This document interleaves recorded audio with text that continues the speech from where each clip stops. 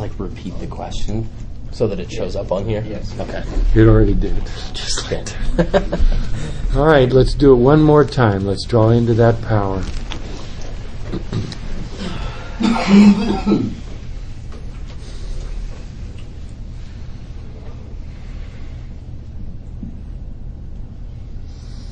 God, grant me the serenity to accept the things I cannot change, courage to change the things I can, and the wisdom to know the difference. All right, I'd like to start out with any questions or comments you would like to make. and feel free. All feedback is appreciated. Do you have any questions about something you might have heard in the weekend, or are you going to leave me up here the way I think it's going to happen and nobody going to say anything? I'd like to say something. Yes. More of a comment. I'm Sure. Eric. I'm an alcoholic and addict. Hi, Terry.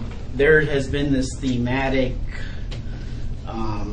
topic that has developed over the last year, which is based on the idea that when we go to meetings that we have to sound really good and we have to look really good and no one can really know how we're struggling because we can't, let people really see the part of ourselves that we're attempting to hide, because then my recovery is headed in a really negative direction. And so at our home group, we've started laying it all out there. I'm going to bring my darkness and my dark passenger, as I like to refer to it, to the table, because people have to see that. Because it's not red flag that I'm heading for relapse. It's all about the intent. What if God is really honing and polishing my character through the struggles that I'm going through? He's working on me. Instead of saying, I got to go to more meetings, I need to meditate more, I need to pray more, there's something I'm doing wrong. Sometimes the struggle is part of the path. And so we've started talking about that in our meeting. And now you guys come, and that's the theme of your weekend. And so I see the connectivity of it all. And it's very fitting for many of the people that are sitting in this room this weekend. So that really warmed my heart to hear that and see that over the course of the weekend. And thank you, Tarek. And so that makes you feel what? That we had a weekend like this, that makes you feel? It makes me feel I am fascinated when you open yourself up to looking for the connectivity in things. There will always be there. And that keeps me seeking. It feeds the aspirant inside of me. It really does. Thank you very much for sharing. Thank you. The invitation, my son talks about the power of invitation, and the invitation doesn't need to be verbal. It can just be a person who's open, and we can talk about things. And I hope that's the way we felt in this weekend. I'm really happy to hear that about your home group. Anybody else would like to make a comment? I would. Steve, alcoholic drug addict. Hey, Steve.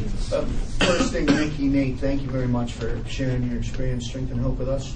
Mickey, one thing you mentioned was at 10 years sober, you had an experience with non-alcoholic beer. Right. And you drank and you wanted to get a case of it and go back and drink some with your wife and all that stuff. So as we progress in sobriety, it's been my experience that we're not always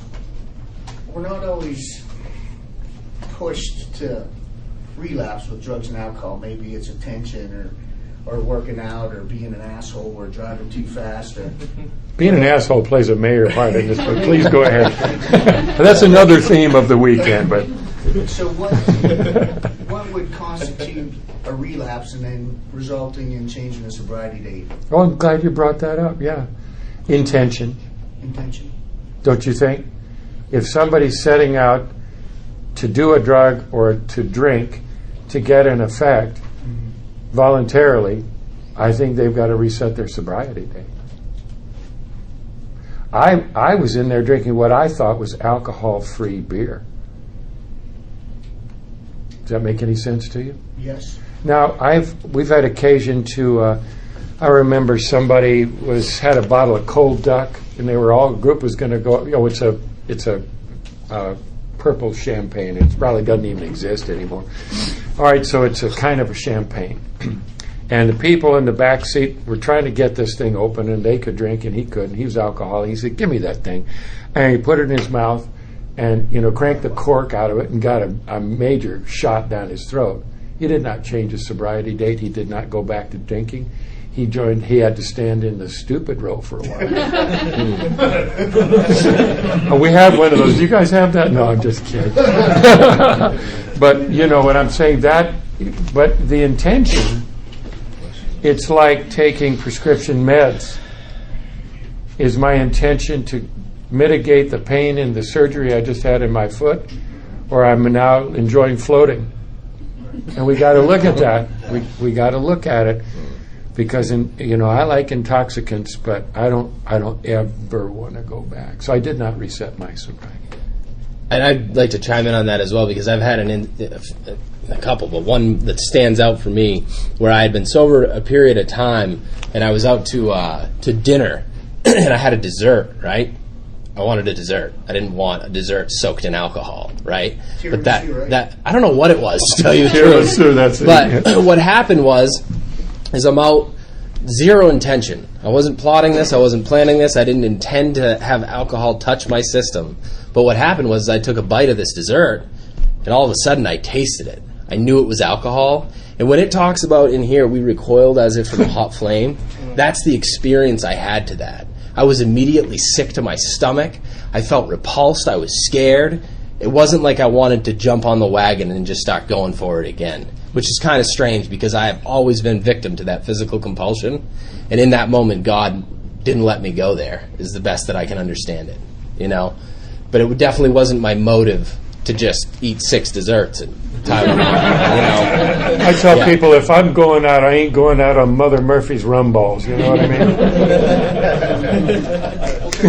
You get both sides of the coin in here. You get the purists that say you shouldn't take prescription medication, you shouldn't take over-the-counter medication, you shouldn't use mouthwash and things of that nature. So I guess I just want to hear your... I use mouthwash, but it's alcohol-free, and this time it is alcohol-free. Right. And I did have a foot operation, and I had it locally. And so they said, Mr. Mussett, your doctor's going to be leaving now. Do you need anything for pain? I'm coming from the leather strap, dude. We'll do that. No, I don't need anything for pain because it felt fine. About 5 minutes later, the thing that he gave me in my foot wore off, and I'm begging. I'm holding on to anybody's leg. Give me some pain meds, and I got Percocet because what's the one with it's so popular? Oxy. No, it's not Oxy. It's not that heavy. It's Vicodin. I like this. It's musical joy. How long can we go around? All right, Nathan. Vicodin. Yeah. I've tried Vicodin, and it doesn't kill the pain. It doesn't kill the pain for me. So I said, give me some Percocet. And I took, you're supposed to be able to take it every 6 hours. And I took like maybe 2 of those. And I could have been 3. And I didn't feel any effect. I wasn't going for being loaded, but I did notice when I stopped taking it that I'd called my daughter and told her how much I love you. You know what I mean? So I was definitely under the influence, but again, intention. Because I had a serious operation on that foot, man. And you got to get ahead of the pain and stay ahead of it. So, I mean, just from whatever, that's my experience. And for me, too, it really comes down to the fact that I'm the one that has to live with the truth. And it's mine. And it doesn't have to be approved by you, right? And nor do I have to broadcast whatever it is that I'm dealing with at every meeting I go to and make sure every member of Alcoholics Anonymous knows that I had a bite of a dessert with alcohol in it or something like that. You know what I mean? It's the truth that I have to live with. And I guarantee we will know if our motive was to do something that wasn't necessarily on track, right? And that's what I have to live with. I can try to live with that secret, or I can face the truth. Because at the end of the day, what really matters, right? It's a date. Do I want to reset my date, or do I want to compromise my soul and potentially be down the road and out the door? People taking the drinking test. you know? Marty Similar to that. Man test, Yeah. but then you do have to reset your Oh, absolutely. Yeah, yeah. That's what I'm saying. Would you rather, like, I've witnessed that where someone, 10, 15 years down the road is doubting their alcoholism. Maybe I'm just a hard drinker. I don't know that I'm actually having, or that I ever had a physical reaction to alcohol. That's not an easy consideration to face, right? Because if I drink, I'm going to have to lose my 10, 15 years, right? But if I don't, I'll never really know. So, and those people have reset their sobriety dates, and that is what it is. My daughter's alcoholic, and she came to a place, I think she had like 4 or 6 years sober, I can't remember. And she called me and she said, Dad, I cannot admit to my innermost self that I'm an alcoholic. And so she said, what should I do? And I said, have you talked to your sponsor? And she said, I talked to my sponsor. I referred her to some of the elders in the program that I know. She talked to them, and she still couldn't square it. And I said, guess what, sweetie? It's time to drink. And she took the Marty Man test, which most of you may know it. But anyway, it's 2 drinks a day, no more, no less. Drink what you want. Same time each day for 30 days. She got 10 days in, and she said, I'm done. But the book says if you're having trouble diagnosing yourself, thanks, Nate, step over to the nearest bar room and drink. Now, people will go through horror about that, but I'll tell you, my daughter stood up as a 10-minute speaker at Fellowship at the Spirit Conference in Colorado and shared that, and she has helped. I sponsor a guy in another state, and his wife has been in AA for 17 years, and she is not an alcoholic. And she did the Marty Man test. She did it faithfully. She was not thirsty. She did not want to be intoxicated. She drinks now, and it's okay. But, really, the truth is what is important. And I'm proud of my home group for that. We encourage people to know the truth about their lives. We're not going around giving the Marty Man test out all the time. But, you could be on meth, you could be on crack, you could be on all these other things. But what we're asking somebody is, what is your relationship with alcohol? Because, again, alcohol could be considered a non-addictive substance. What is your relationship with alcohol? If you are kicked in gear by drinking, you're an alcoholic. And we help people to understand that we're not here for conformity. We're here for the truth to the best of our ability. Yes? My name's Miriam, and I'm an alcoholic. Hi, Miriam. I have found that throughout my sobriety, if I look back, there have been peaks and valleys, and there are some times when I feel so close to my higher power, and I'm humming along and doing the deal and whatnot, and then other times when it's just not there, and I feel empty and I feel desolate, and I have to draw on that feeling from the closer times to get me through this. And I used to hate that. I would think to myself, oh man. But now I see it as a springboard. It means for me that I have to go further deeper into my relationship with my higher power. And this has been this weekend has been awesome because I've been going through something like that. And just praying, just God, just tell me what to do. Just tell me what to do, and I will do it. And God put some people in my life, and then my friend Kathy, a couple of months ago, said to me, well, I'm doing this thing at the monastery, blah, blah, blah. Why don't you come? I think you'd really like it. I said, okay, great. And so I signed up. I'm a good time girl. I like a good conference. and came and got some really good, specific guidance from not only the two of you, but from a lot of people, just listening to conversations, talking to people. And I'm all fired up. So it feels good to be all fired up. So because, there are some times when I'm just, God, where are you? Are you still there? Give me a sign. Let me know.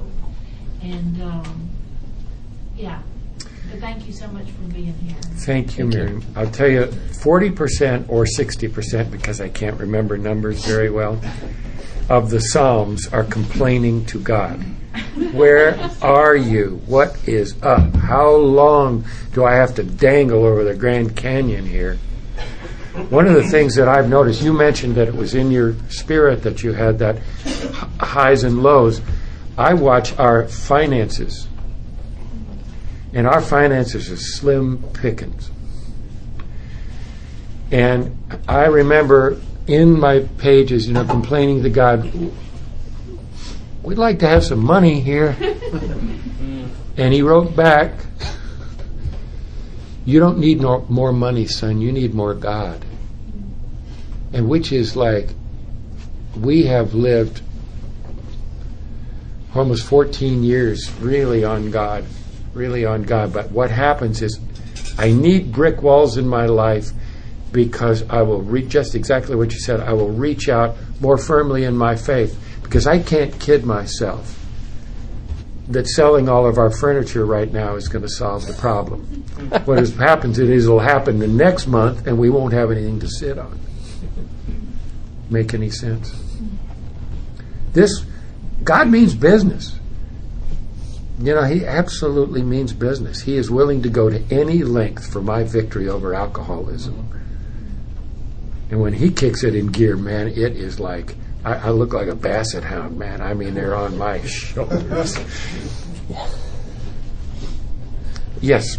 Hi, my name's Glenn. I'm an alcoholic. Hey, Glenn. I would, first of all, thank you both for sharing your love with us this weekend. Thank you.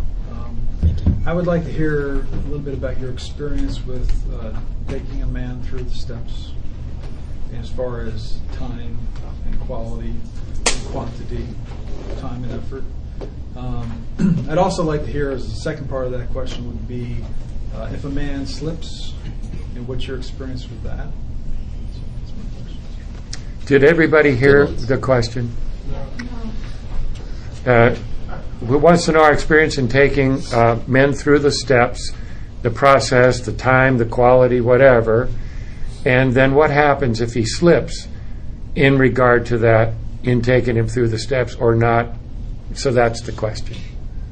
Nate, you look like a man who can field this. We'll see. Honestly, like we've already talked about a lot throughout the weekend.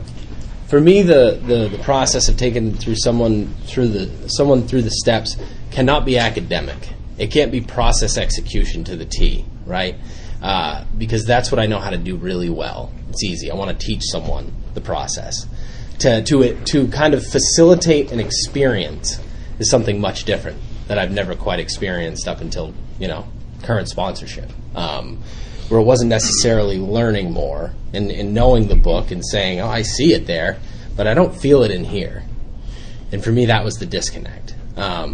So what it looks like, and believe me, like the transition from the way that I take men through the steps now from what I used to do was so difficult. It felt like I was falling short.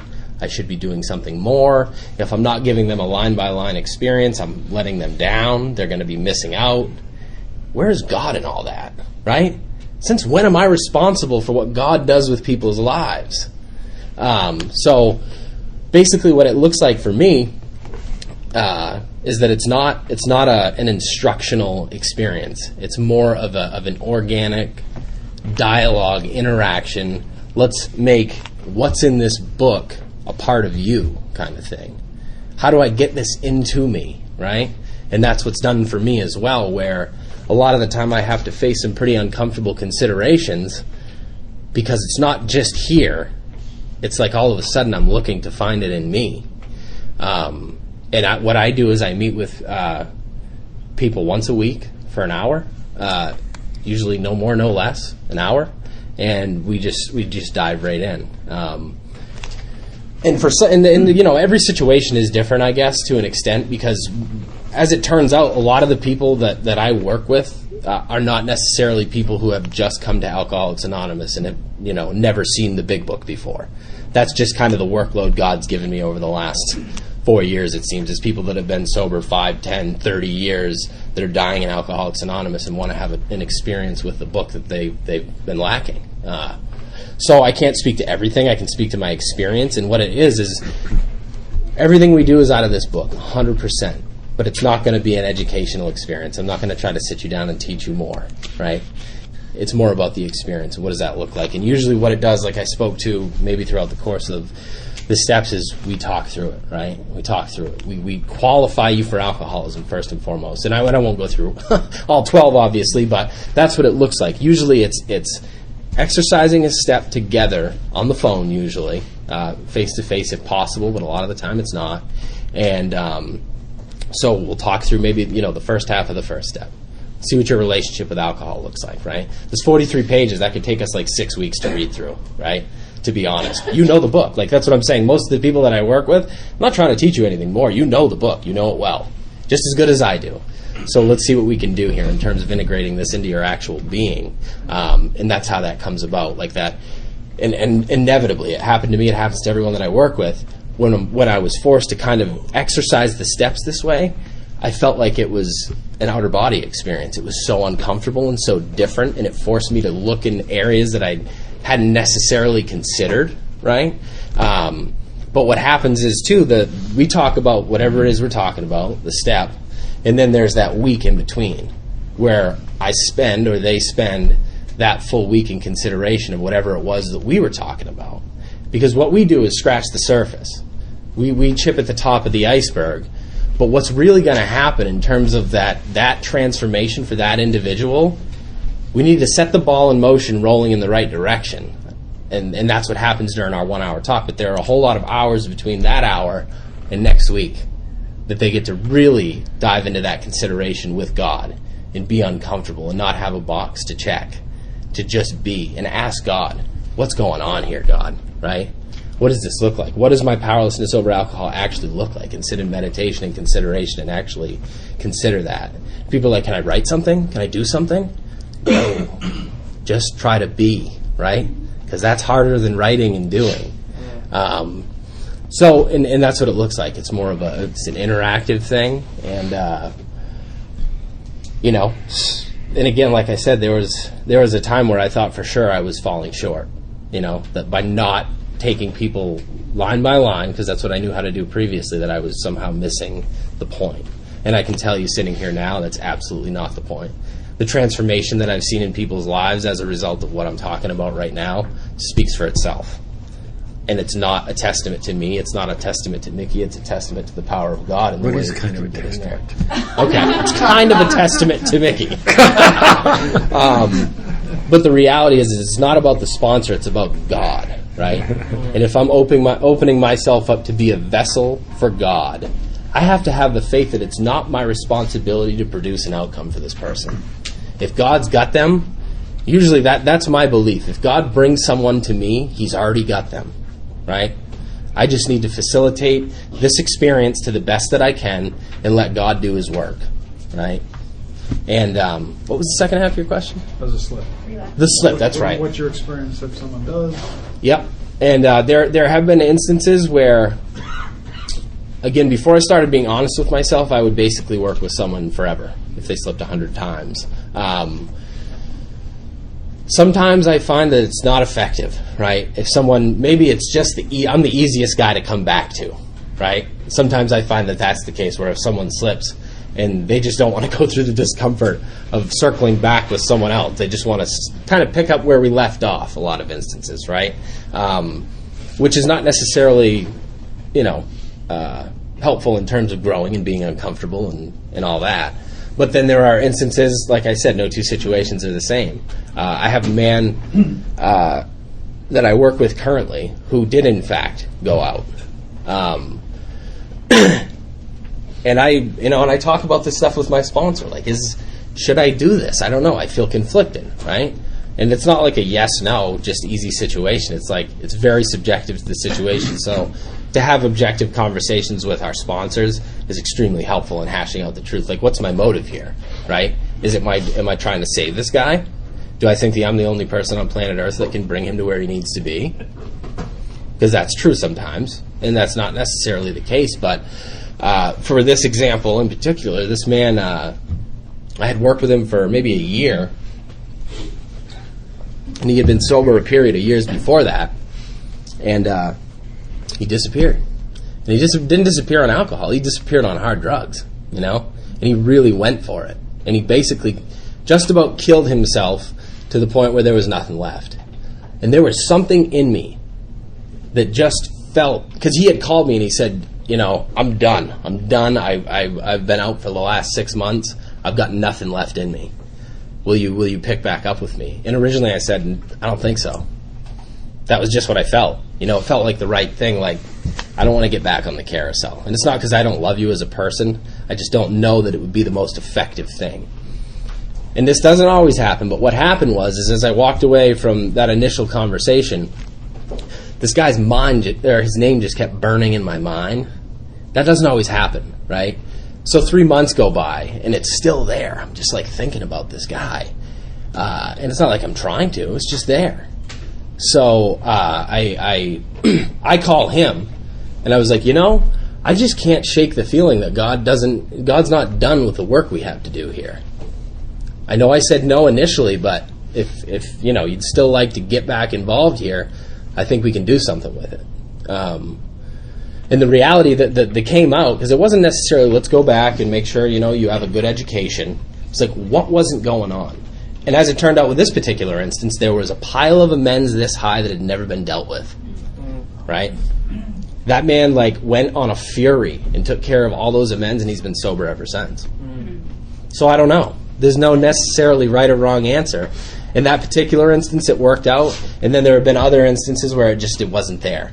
And God is the ultimate judge, I guess. At least that's what There's I rely no on. one answer. Yeah. So hopefully that's helpful. The lady behind it. Meredith, alcoholic. Meredith. I know we're running out of time. We're not running out of time. We got that's what Tarek said. It was really very refreshing for me to come to a place where we can openly share about our brokenness. Because something happens sometimes, I think, as we go through this process and become members of Alcoholics Anonymous, we have an obligation to kind of clean up and look good, and I think something gets lost there. And I came to this retreat at the invitation of a friend who reminded me that I need to be fed. I do a lot to help others. It's the foundation stone of my recovery, there's no doubt. I do it to save myself.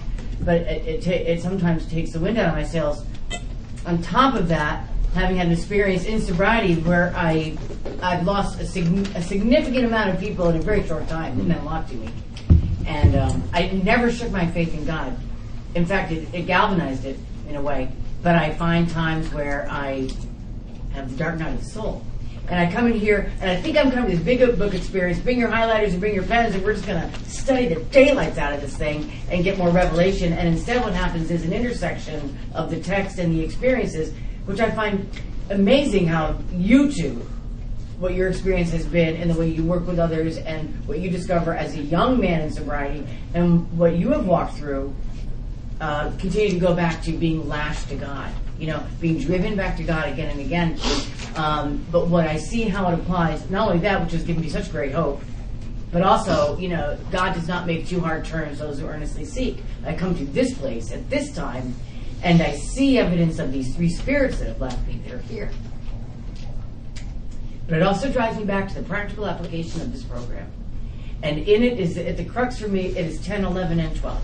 And sometimes it's too much 12 for me. Sometimes it's not enough 11. But really 10 is the jumping, is really where that growth can continue, because I have to continue to watch for selfishness, dishonesty, resentment, and fear. And how does that look? Especially when I sponsor so many people. They all have their calling times. And what I've taken from this is the efficiency of the application of this process, which will keep me engaged with those people instead of looking at the phone and going, I'm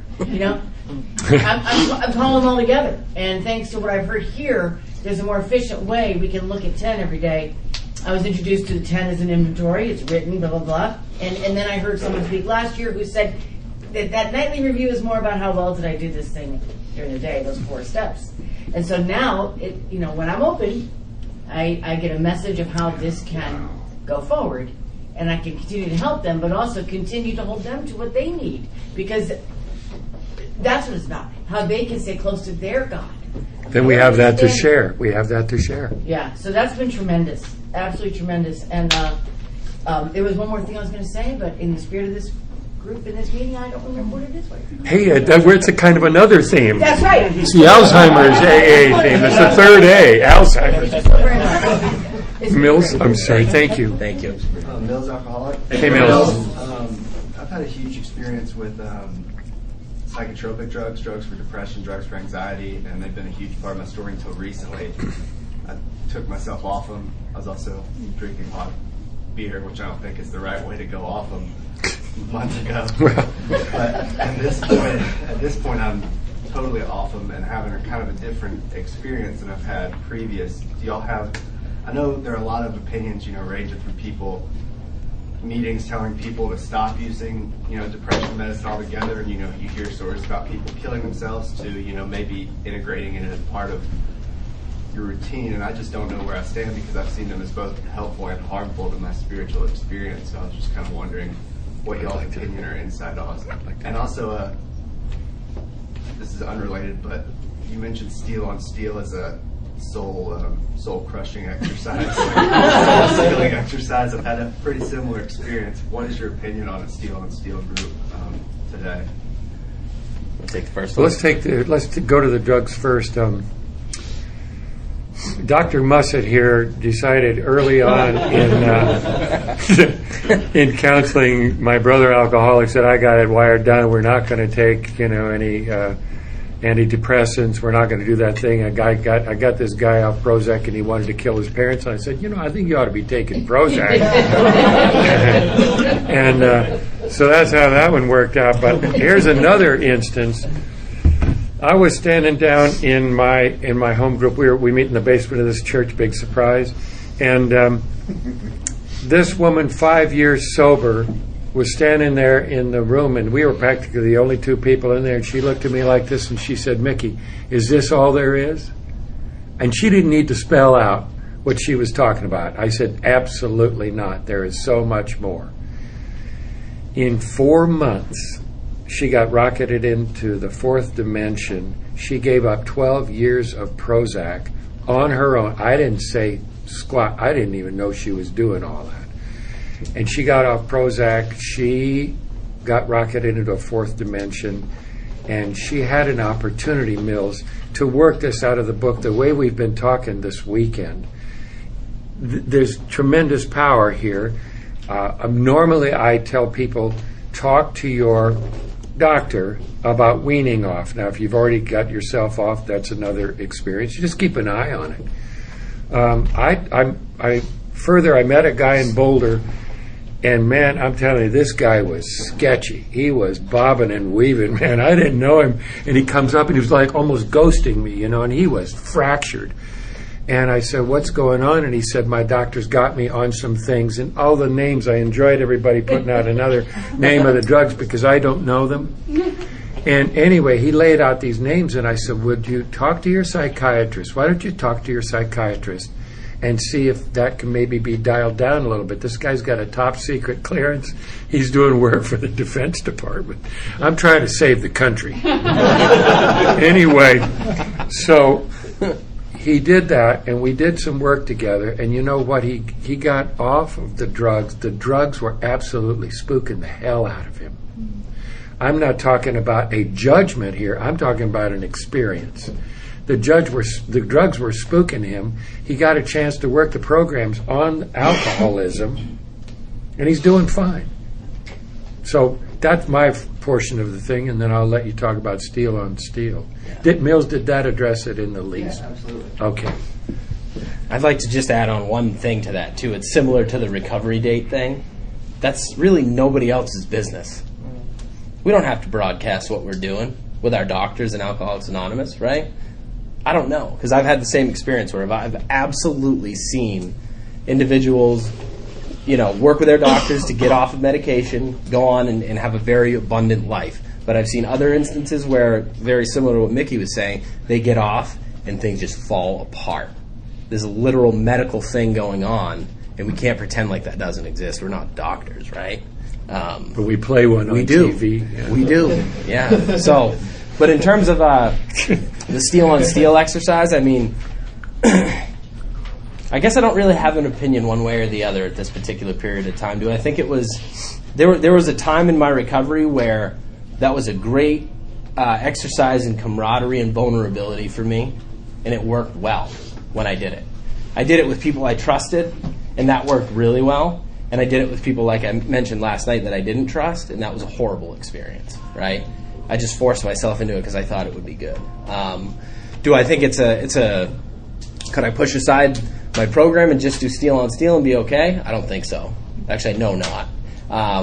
But is it an effective add-on, an effective supplement to what we do? Sure, right? I mean, if I have the time and I'm in the place to be able to do it, and it's a part, I feel compelled to do it, right? Or I'm in a position where I think it'll help to try to get me to a point where I can be a little more vigilantly honest. But also, just as a side note, for me, like I said last night, it's really important that even if I'm getting accountable and vulnerable with other people, with friends, with groups like that the full picture still comes back to my sponsor, right? Because I can't piecemeal out myself. It's got to come back to paint the full picture. Thank you very much. Excuse me, Hunter, we've got like about 2 or 3 minutes. Go We for it. maybe talk at lunch or something, but to say goodbye. And I would like to do that and then afford you the opportunity to do that and also acknowledge our schedule. It has been, Scott Young Jackson has been, loves you guys so much. And he asked me 2 years ago to come to this, and that was in my I'm getting off the circuit mode. And I said no. And then you had my one of my sponsees, Peter Marinelli, come in, and he just said great things about it. It's whatever. So for some reason I said yes because because of the love of God and the love of the Fellowship of Alcoholics Anonymous.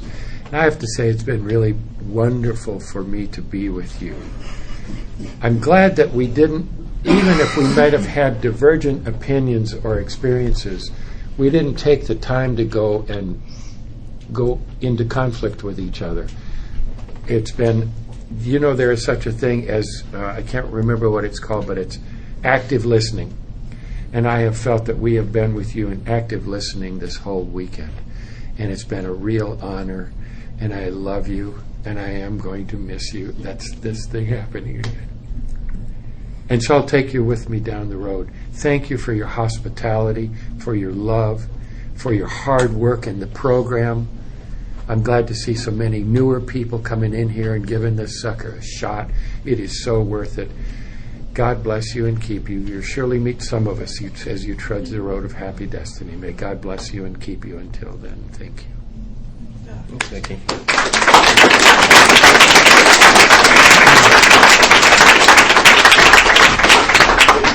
I just want to extend my thanks to this entire group, to everyone that is involved to put it on, and just everyone for being here and being a part of it. I mean, I've met a lot of people in a lot of different places, and this is a special group, and I think you all know that. In terms of active listening, 100%. Like, I've just felt over the course, I mean, it's not uncommon to be given a talk up here and to just see everyone's just completely uninterested. And as I'm looking around, I'm literally feeling like I'm connecting with everybody I'm locking eyes with, and I know for a fact that that's what's happening, except for this guy. But it's really been a great experience in to be able to talk, and I've had so many people come up to me in between sessions, and I just love that. I love the opportunity to connect with people outside of what we're doing just at this table.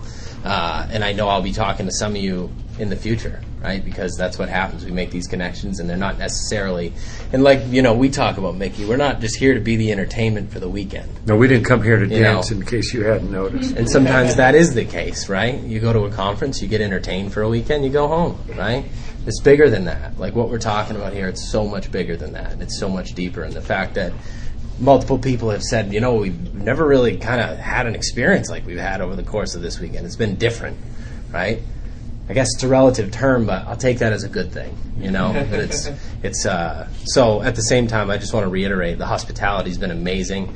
I too have just loved being here with you guys. It's a special group, and I love you all as well. We have that connection one way or the other, no matter where we're at. Like Mickey was talking about in the Fellowship of the Spirit, we're just going back to our respective corners of the globe to light the fire. That's what happens. We don't come here and go home and get sad that it's over. We go and we do God's work. We take that charge and we take it, right? And I want to say something about this man sitting next to me. I want us to underline the fact that 10 years. Yeah. He's 10 years sober. He's working with people that are 30 years sober. It's not a function of age. It's a function of surrender. Do you see what I'm saying? So it's not like there's an age barrier in here that's age appropriate. I couldn't be prouder of him. It's not my place to be proud of him, but I am in any event. Anyway, thank you kindly. Yeah, thank you.